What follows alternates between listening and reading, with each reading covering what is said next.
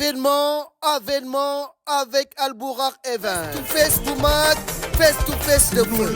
Eumeu Sène war a jàkkaarloo ak Sa Thiès dimanche à partir de 20h à la place de la Nation. En direct lay doon sur la TFM. waaye nag yeneen combat yi jàkkaarloo yi neex ñoo fa nar a am. Pokola Baldé ak Liss Ndiago. Bou Siteu war a jàkkaarloo ak Tapha Gueye numéro 2.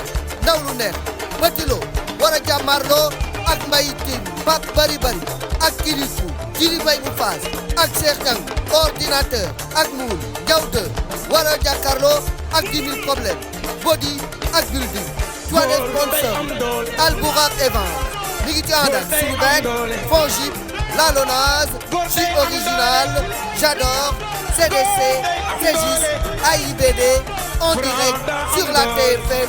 Face to face de feu, Sa Thiès, Eumeu Sène, ce dimanche à partir de 20h à la place de la Nation avec Albourakh Events.